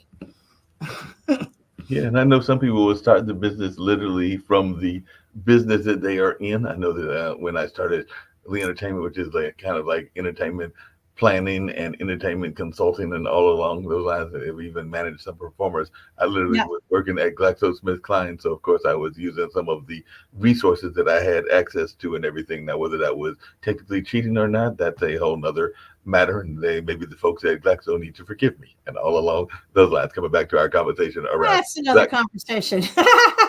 Exactly. Let's circle back a little bit. Yeah. Yes, exactly. They might have to forgive me for taking advantage of that. But I do know that the quite often people will take advantage of the situations that they are in, whether that is Fun. using a copier, whether that is using a phone, or whether that is using even office space or whatever. But definitely it does seem like that is a standard business practice where many It is folks are. today. Back in the day when I was there out there, it wasn't, but today it kind of is. We live in a very different world right now. Very different world. What's some of the things that you have seen change in your 62 years that have surprised you? Because I know on one of our shows that we oftentimes talk about AI and its impact, and all along those lines on a regular basis. I think that's our World Edition show, which is our new show. Of course, they also talk about these awards that I mentioned earlier as well. But kind of jokingly talked about the change in the phone, and of course the Google reference that It's you made slam your earlier. phone down like I used to because you break it. You can't slam it down. Didn't we all used to think we were going to be living a George Jetson kind of life? Come on. We all thought we'd be walking, we'd be driving these cars, these, spaceship cars. That's what we all thought. And then when computers came on, they told all of us, we're going to have a paperless society. They lied through their teeth. We are not a paperless society. So I think that's the biggest change is, technology. But as much as technology has changed, our society is kind of the same way it was as it was in the 50s, 60s, and 70s. We're teaching the same things in school. It doesn't seem to me, with all due respect to everybody out there, it just doesn't look to me like we've progressed terribly far in that department. Technology, we've progressed very far. And I see AI, and I wonder if they've never seen Terminator movies or Will Smith. I mean, I wonder if they've never been to the movies. So whenever I use ChatGPT, I make a point of saying thank you to it. Why? Because if the AIs take over the world, maybe they'll remember that I was nice to it and I always said thank you. And they might just remember that, like you said. Maybe they'll remember. I don't know. Yeah, hopefully they'll remember that, because as you were just saying that, I was thinking about a couple of things. One, the network founders, part of the reason that they founded the network, as I alluded to earlier, was that they felt that there were things that should be taught in the school that weren't taught in the school. Because I know Nick Valveda talks about fiscal literacy and fiscal responsibility, and he wishes that would be taught in the school system, and he can't find any school system where it is really taught, or even entrepreneurship skills as well. So I think that both him and Kim would agree with what you're saying, that we need to do a better job in our teaching and everything. And at the same time, I know that I want to say here in North Carolina, there are school systems that are concerned about the use of technology. And I think that there's even some schools that are putting limitations on when the students can bring the cell phones into the campus. I agree with that, actually. And their students are using ChatGPT to write their papers, which is wrong. So that's something that they're going to have to figure out. So kids can't do that. They really have to think for themselves, because our cell phones, we all thought it was going to make us all smarter. I think it's made us all dumber. Well, not only that, but I also wonder, between the cell phones and the pandemic, if some of while I'm glad to be able to talk to you on this platform and everything, and hopefully I know that we have a regular meeting sometimes with some of the people from here in North Carolina that have been on shows and everything else, that Nick brings them to the WADU, which is over there on the campus of Duke University, and we'll have lunch together and all along those lines. So I know there have been some past guests and definitely some hosts that have showed up as well. So I might have to see when the one is for January and see if you're able to come from Apex, because I know there's some people that come from Raleigh. I'm actually outside of Wilmington. So okay. I'm about 2-3 hours away.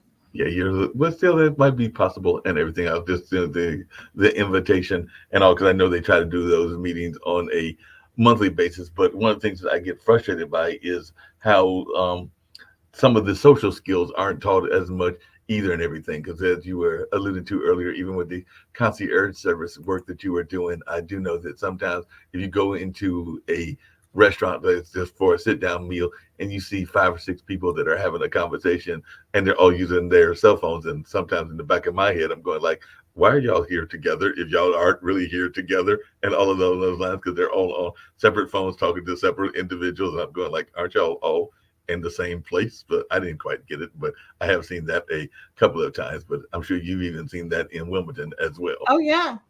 We used to make everybody, whenever I went out with people, everybody would put their cell phone in the middle of the table, and if somebody flinched, you'd have to pay the bill. And whenever I teach a workshop, I will say if I hear a phone chirp, tweet, jump, I don't care. If it makes any sound whatsoever, you have to stand up and sing the Star Spangled Banner. Make sure for all the speakers out there that you turn your own cell phone off first before you make that announcement. Happened to me once. And the only reason I got out of it is because we were going to lunch at the time. So I managed to talk my way out of it. But yeah, I agree with that 100%. Along those same lines, Barbara Smith, who usually does the show on Thursday, I've actually got to get in touch with her and Shawnee.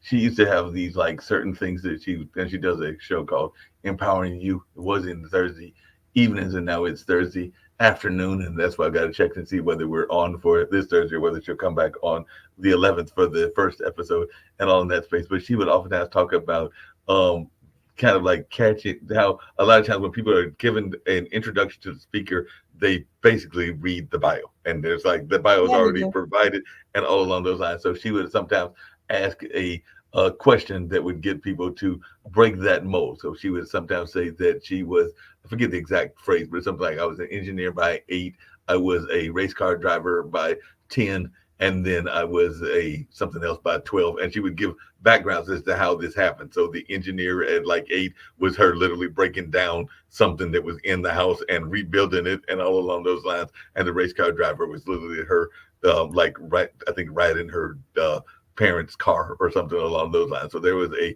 narrative that got the person who's doing the introduction to break out of that tried and true tradition of just reading the bio and everything. So I was wondering, how do you get people to introduce you in a way that is less stale than some of the introductions are at many speaking conferences? So like I said, that was one of Barbara's little tricks of the trade, but I was just wondering how you deal with it and how you try to get them to give something that is a little bit more vibrant.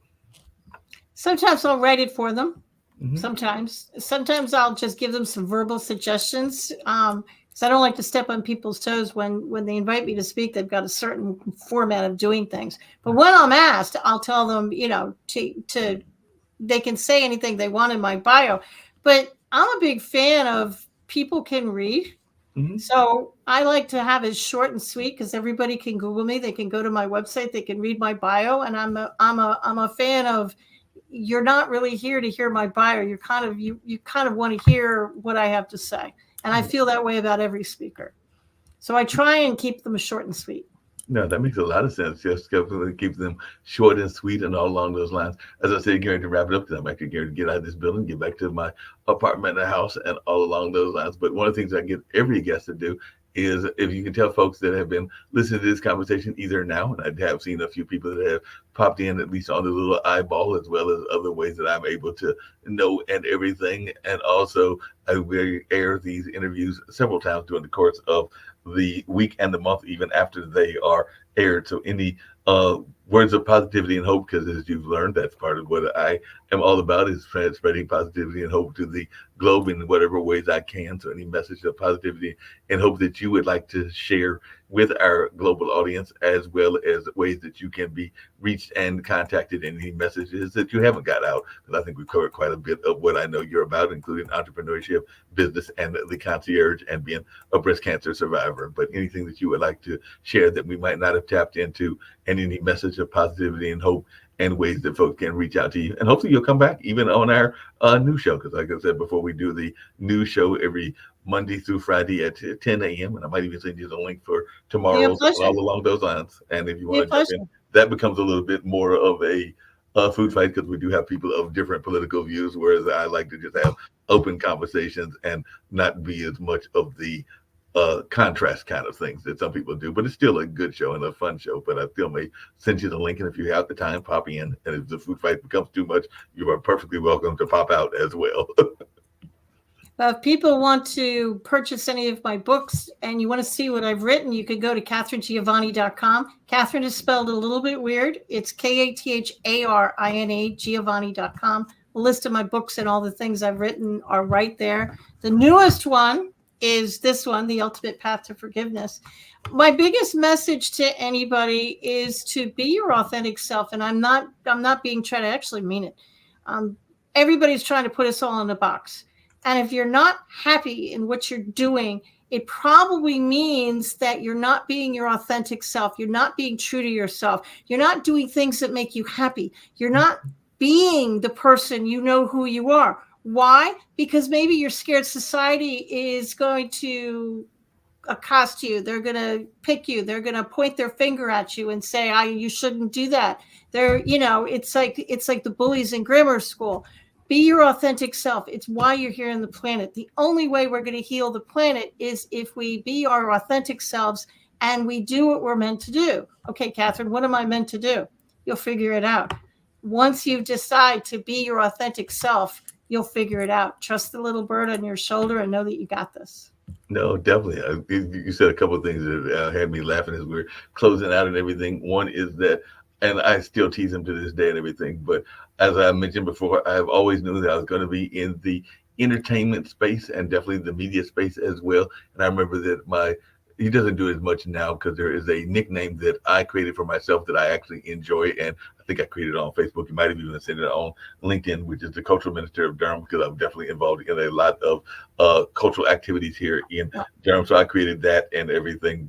And I think it was actually some friends of mine that came up with that term because they were like, every time we see you, you're at something cultural. So they were a little bit on the more left side of politics. So they were like, you must be the Cultural Minister of Durham. So I kind of stuck with that and kept that even on some of my social media outlets and all in that space. But my dad, when I was young and everything, he used to sarcastically call me a showbiz. So that would sound his way of being sarcastic and all along those lines. So I was going like, yeah, but sounds like a compliment to me. Exactly. And I took it as a compliment and I also took it as a kind of a part of the trademark and some of the things that I do as well. So at the time, he was being a little bit sarcastic in the way he phrased it because it was kind of done in a sarcastic tone and all, but I took it as a compliment and have used it as a compliment ever since that time and everything. So that's just something that I found that you can flip what somebody may intended to be one way into a more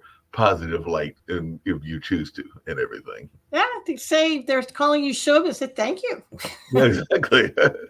And the little side entertainment, you run the risk of irritating them, which might be very entertaining, to be honest. So there you go, little side entertainment. Little side entertainment, and it might even, like you said, if they're using it one way and then you flip it and everything, because I know that there are some women, including one of our founders, Kim Calhoun, that sometimes will use a word that is associated with certain animals, namely the dog and everything, but also associated with a certain part of our culture and everything, and rhymes with that word.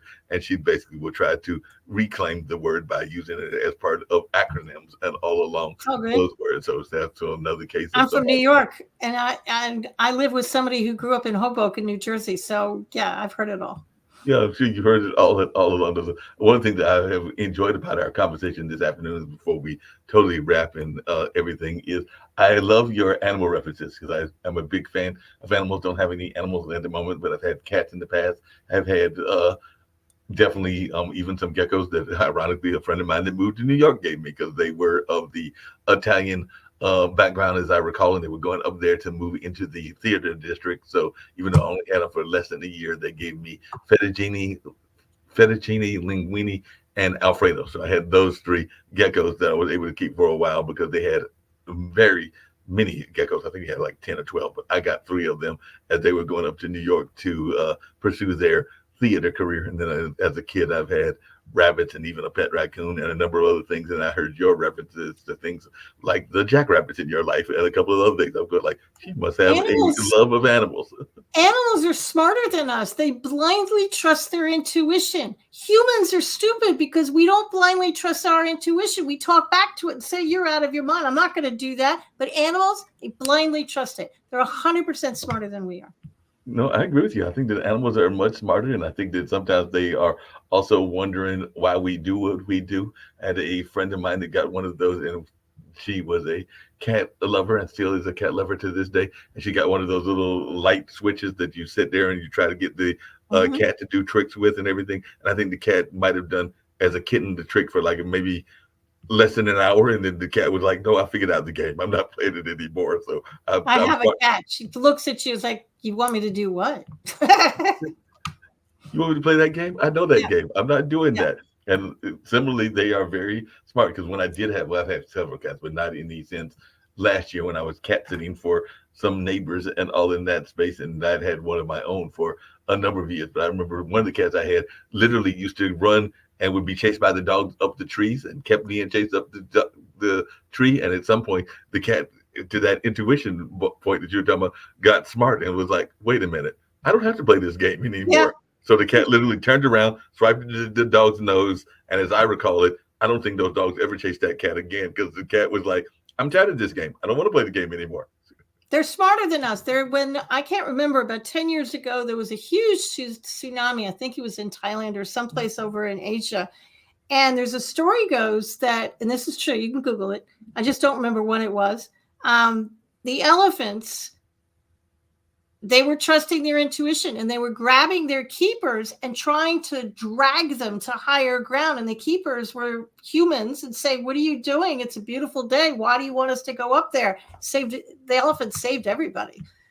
Because they knew the tsunami was going. How? They trusted their intuition. Their brains didn't talk them out of it.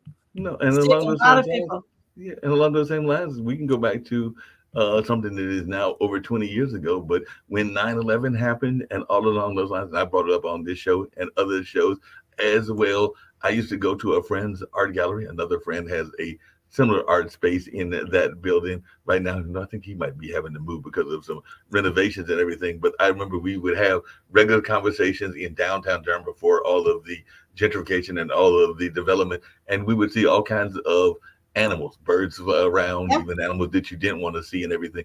And to this day, I have talked to people, including people from New York City, that I have asked them this. And I said, after 9/11 happened, how many animals did you see? And to almost a man and a woman, most of them have agreed with what I remember, which is that the animals got the feeling that humans are about to get stupid, so they disappeared for a while. So They I've talked peaced to out, people. man. They left. They left. They were like, Peace out, man. Yeah. they were like, we threw y'all folks got to get stupid. So even people that like the pigeons in New York, when I talked with my friends in New York, they're like, I don't remember seeing any pigeons for at least a day or two. They were like, we're done. No, because humans, we talk ourselves out of it, don't we? We will question what our intuition is saying, leave. And you're like, why? I'm comfortable. I don't want to leave. And you kind of think you're crazy. You're kind of, why do I have this feeling I should leave? Okay, well, animals don't question it. They just leave. They just leave and They just leave. They don't question it. They don't You question learn a it. lot from animals. Yeah, we definitely, and I think we even learned it during the pandemic. Because the other story that I remember people talked about was how when we were locked in, then the animals realized that we were locked in, and they were like, "Well, we can be more free." So there was the whole example of animals that had not been seen in like the canals of Italy and other places. Oh, Where I they were remember like, that watching that. Yeah, in Venice, and all the animals were coming back, mhm. and the air quality got better. Yeah, everything got better because the animals were like, "Hey, the humans are locked in the house, so we can go enjoy our freedom and everything." Yeah. Well, like I said, I have thoroughly enjoyed this conversation. Went about the times that they usually go, which is somewhere around an hour and a half to 2 hours. And I hope that you will come back, and I will send you that link for tomorrow. And if you get a chance, pop in. And some of the shows are multiple guests, and sometimes it's just one-on-one, as this has been. So hopefully you'll make a return trip either on tomorrow's news or on another online dinner party. But I'll keep sending you links, and whenever you are able to pop in, please do. And one of the things we've been doing is we've been adding, because we have a bookstore, a bookstore that is the books of folks, because I'm considered an Amazon influencer for whatever reason, because I don't even know how I got that title. But since Amazon gave me the title, I'm not going to argue. So Pod TV has attached my bookstore to their network and everything. So I have like the idea list. So I'll be adding yours as well. So hopefully, who knows, we might even get some purchases of your books from some of our listeners that have heard this conversation. So I'll be adding those this evening as soon as I get to the house and everything. Don't know that I'll add all 12, but I'll add at least the current one and maybe 3 or 4 other ones that look interesting, including some of the concierge ones as well. And who knows, I might even get bored and add all 12. Thank you. I appreciate it. No problem at all.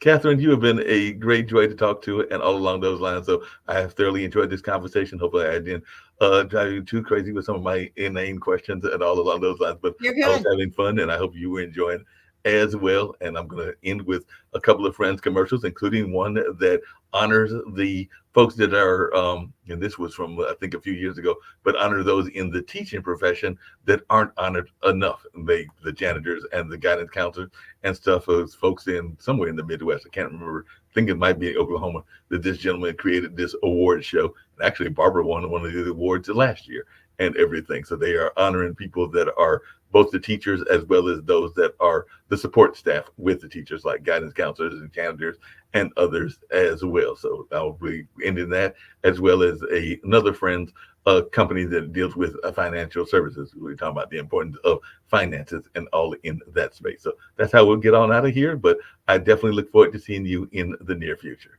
Thanks so much. I appreciate it, Mark. No problem. Have a good one. Are you looking for money-saving strategies for your business and personal finances? Are you tired of working hard every day with little or nothing to show for it? Contact Prosperity Financial Services, LLC right now for your free financial consultation. Call now to reserve yours today, 804-349-8600, 804-349-8600.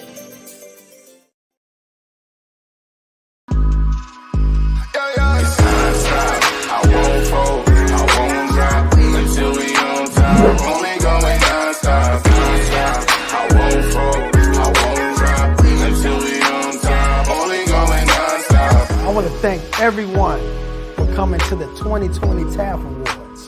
This was a show like no other, people. This is the Grammys for dignitaries, educators, and support staff around the state of Oklahoma and worldwide. We cannot do this without the support of the people.